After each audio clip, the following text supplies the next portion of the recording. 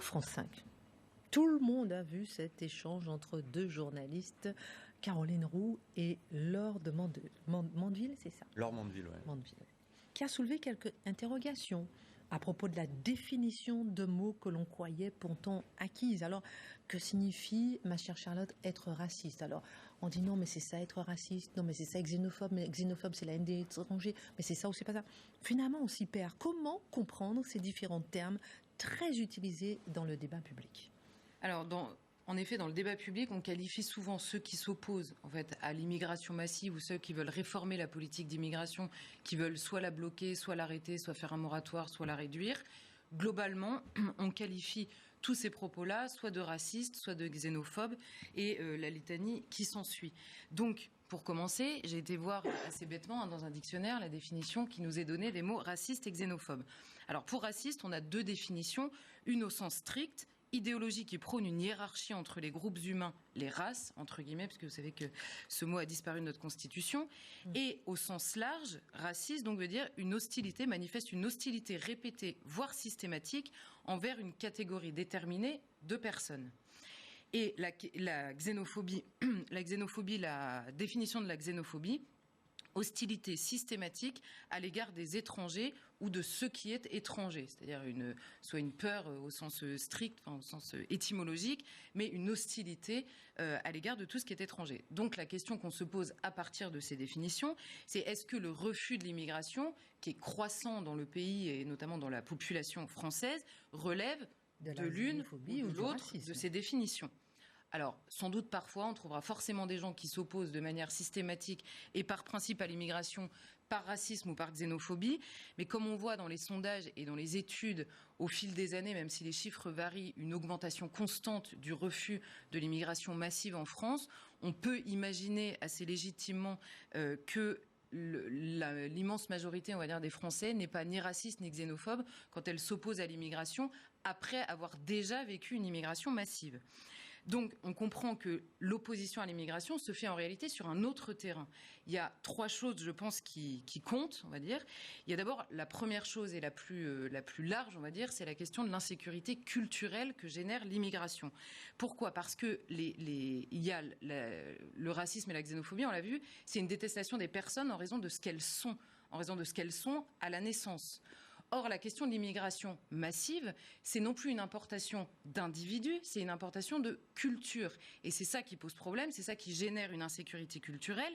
C'est parce que d'abord, il y a la question de la hiérarchie entre les cultures, qui est très différente de la hiérarchie entre les personnes ou entre les groupes de personnes. Pourquoi est-ce que je dis hiérarchie entre les cultures ? C'est une question qui se pose.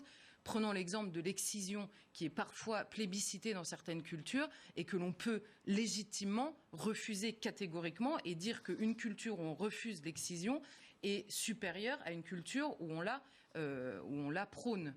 Mais au-delà de cette question des hiérarchies sur certains points défendus dans certaines cultures, il y a tout simplement le constat de la différence entre les cultures. Ce qui est différent n'est pas nécessairement hiérarchisé. C'est pas parce que je constate qu'il y a un comportement des us et des coutumes qui sont différents, qui sont forcément mauvais, ou que je les rejette. Simplement, je constate une différence. Et donc, pour préserver mon identité, il faut que la différence demeure une différence. Donc il y a cette question-là, et le constat n'est pas nécessairement la haine. C'est deux choses assez différentes, me semble-t-il. Quand on décrit quelque chose, quand on décrit une différence, on ne sombre pas immédiatement dans la haine. Donc il y a d'abord cette insécurité culturelle. Ensuite, il y a la problématique économique.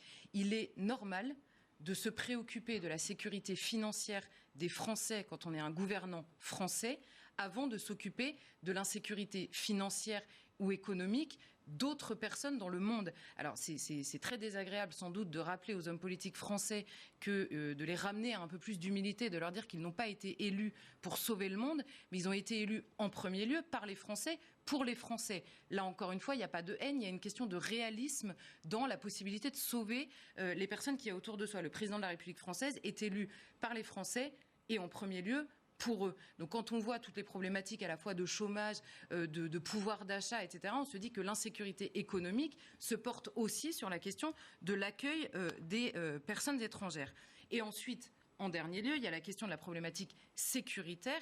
Et là, encore une fois, on n'est pas ni sur le racisme, ni sur la xénophobie. Quand on constate qu'il y a un lien entre l'immigration et la sécurité, il peut y avoir 1000 manières d'expliquer la cause de ce lien entre les deux.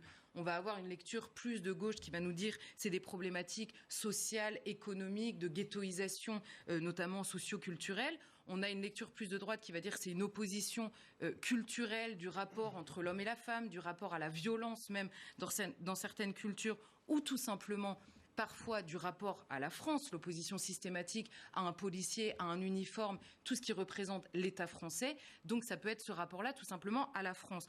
Quoi qu'il arrive, on comprend bien que le lien qui est fait entre immigration et insécurité, il n'est pas génétique. C'est pas un lien qui est fait en raison de ce que sont les personnes à la naissance. Sinon, comment expliquer qu'il y ait une grande partie des gens issus de l'immigration qui se comportent absolument parfaitement sur le terrain de la sécurité ou de l'insécurité, c'est selon. Donc c'est évidemment parfois expliqué sur le terrain culturel, évidemment pas sur le terrain génétique et donc pas sur le terrain raciste au sens premier du terme. Tout le monde ne veut pas comprendre ça, on ne veut pas l'entendre en tout cas. Bah oui, mais si on reprend la définition, honnêtement, je vois pas comment on pourrait dire autrement, enfin comment on pourrait contester la différence qu'il y a entre les définitions et parfois l'usage qu'on fait de ces termes. Je vous ferai réagir rapidement dans un instant, mais on continue, Charlotte. On parle souvent à ce sujet d'enrichissement et à l'inverse de repli sur soi. Est-ce que la France n'est pas grande grâce à l'apport des personnes différentes, justement ? Alors c'est un peu, pour moi, la schizophrénie de l'époque. L'époque répète à l'envi que la différence est une richesse. Mais elle empêche dans le même temps, on va dire, d'énoncer cette différence. Donc la différence est une richesse, mais si vous constatez que la différence est différente, alors là vous êtes raciste et xénophobe. On en revient, donc on tourne un peu en boucle. Or, si tout ce qui est différent, c'est-à-dire en l'occurrence sur le sujet qui nous écoute, tout ce qui est étranger est finalement semblable, alors les mots n'ont plus aucun sens en fait. Donc si vous constatez que l'étranger, parce qu'il est différent, est une richesse, et donc vous constatez une différence. Mais si dans le même temps vous dites mais oui, mais c'est une différence, alors là, vous êtes raciste. Donc, en fait, on ne peut pas s'en sortir. Hein. C'est face tu perds et puis je gagne. C'est impossible de s'en sortir sur ce terrain-là. Donc, pour que la différence, soit une richesse, il faut qu'elle reste une différence, notamment dans le discours, dans la manière de la concevoir et dans la manière aussi de se l'approprier, pourquoi pas, mais dans la manière de le voir tout simplement. Par exemple, quand on voyage à l'étranger, on va constater des us, des coutumes, une manière de manger, une manière d'ailleurs de cuisiner, une manière de se vêtir qui sont différentes. On va s'enrichir parce qu'on va comprendre une manière de fonctionner d'un peuple qui est étranger et qui est différent sur le terrain culturel. Et c'est ça qui est une richesse parce qu'on comprend des personnes différentes. Mais pour que les étrangers puissent s'enrichir de la différence qu'ils vont trouver en France, il faut que nous cultivions notre propre différence. Il faut donc que nous restions français par rapport à ce qui nous est étranger. Donc si on le constate partout dans le monde, qu'on s'enrichit parce qu'on voyage et que c'est différent, est-ce qu'on peut juste assumer de vouloir préserver nous aussi, peut-être un peu jalousement parfois, notre différence à nous ? Par ailleurs, cette phrase qui consiste à dire soit on accueille le monde entier, soit on est dans le repli sur soi et on va finir par vraiment s'ennuyer entre nous. Alors déjà, merci.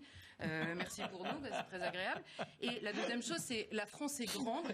La France est grande, par ailleurs, quand vous voyagez dans le monde, la France est grande parce qu'elle est la France. Si vous demandez aux gens qu'est-ce qu'ils aiment en France, c'est des caractéristiques profondément françaises. C'est pas, on dit pas, on va à l'autre bout du monde et on dit qu'est-ce que vous aimez en France, on dit pas, le fait que toutes les cultures du monde s'y retrouvent. Non. On a des particularités françaises qui plaisent au monde entier et c'est pas la somme d'autres cultures que l'on reconnaît en France. Par ailleurs, il y a une autre chose, on nous dit tout le temps, oui, la France s'est enrichie en permanence de choses qu'elle a puisées à l'étranger, et on nous cite l'art et on nous cite la musique. Il y a une énorme différence entre une France qui, en effet, avec une adhésion populaire, avec toute une population qui change des us et des coutumes à mesure qu'elle va découvrir la musique en Allemagne, qu'elle va découvrir la peinture en Italie et qu'elle reprend à son compte des choses trouvées à l'étranger et qu'elle les fait siennes. Il y a une différence entre ça et entre une France qui devient terre d'accueil de plusieurs cultures qui cohabitent les unes aux autres, mais sans se confondre. Je prends l'exemple là-dessus du burkini. On nous dit, oui, le burkini, vous vous excitez sur le burkini, regardez les photos en 1900, nos grands-mères, elles étaient couvertes de la tête aux pieds quand elles allaient dans la mer.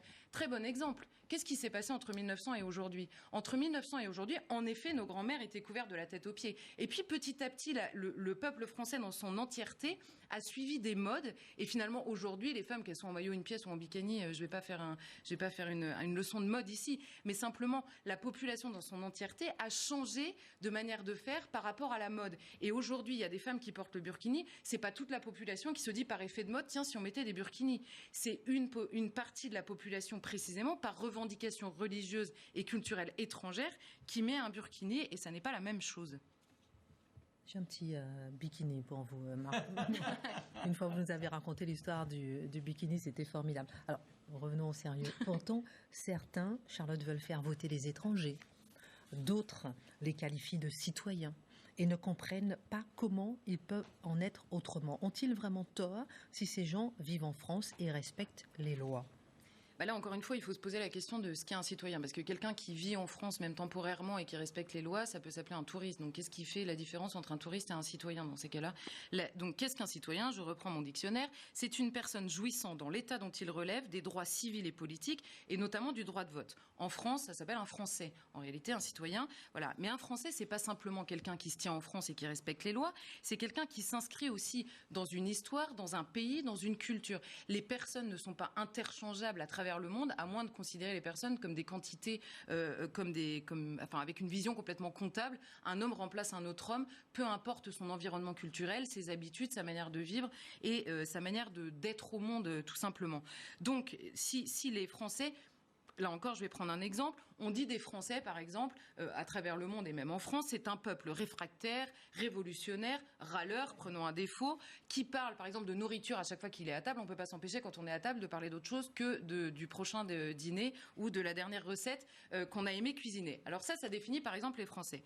Et demain, vous remplacez tous les Français qui sont aujourd'hui en France, et vous prenez des habitants de partout dans le monde et vous les mettez en France. Ils seront donc en France, ils vont respecter les lois, mais ils ne seront plus ni réfractaires, ni révolutionnaires, ni râleurs, ni ils ne parleront de nourriture à table. Bon, j'ai pris exprès des exemples anecdotiques, mais caricaturaux. Voilà, caricaturaux, mais peu importe. C'est simplement que les caractéristiques culturelles, elles sont liées à une manière de recevoir des gens qui nous ont précédés et de le transmettre nous-mêmes à nos enfants. C'est exactement ce qu'on appelle l'assimilation. On s'assimile aux gens qui nous ont précédés parce qu'on les imite, et on assimile nos propres enfants parce qu'ils nous imitent par le biais de l'éducation. Et c'est vrai même avec le peuple autochtone. Donc ça, c'est la première chose. Et on peut, pour se choisir, et c'est ça la question du vote, pour se choisir une destinée ensemble, il faut le faire souverainement, c'est-à-dire avec un peuple. Et là, on va prendre le dernier exemple, c'est la question de la famille. Je prends l'exemple de la famille. Quand vous faites une réunion de famille, vous n'invitez pas vos voisins. Non pas parce qu'ils sont moins dignes, non pas parce qu'ils ont moins de valeur, non pas parce qu'ils sont moins humains, tout simplement parce qu'ils ne sont pas de la famille. Ça ne veut pas dire que vous les détestez, ça veut dire simplement qu'il y a une différence entre vos enfants et eux. Le seul moyen qu'un étranger puisse devenir un de vos propres enfants au même titre que tous les autres, c'est par l'adoption. Parce que vous l'adoptez et parce qu'il vous adopte, et par l'assimilation, il devient exactement comme vos enfants. Simplement, en général, on n'adopte pas 800 enfants d'un coup parce que ça ne fonctionne pas, parce qu'on a besoin d'attention, on a besoin de temps. Et par ailleurs, et je termine avec ça, on se dit, oui, mais je reprends l'exemple, vous savez, de cet homme qui avait escaladé un immeuble pour sauver un enfant. Et tout le monde avait dit, c'est formidable, vous vous rendez compte, ce geste héroïque mérite de faire de lui un Français. Alors je me sépare de l'exemple particulier de cet homme. Je note simplement que Dieu merci, dans le monde, on peut être étranger et être quelqu'un de formidable, en fait. C'est pas parce que vous êtes héroïque, c'est pas parce que vous êtes serviable, c'est pas parce que vous êtes quelqu'un de bien que ça fait de vous un Français. On peut être de n'importe quel pays dans le monde et être quelqu'un de bien. C'est deux choses très différentes, et évidemment, la question est culturelle. Formidable démonstration. C'est gentil.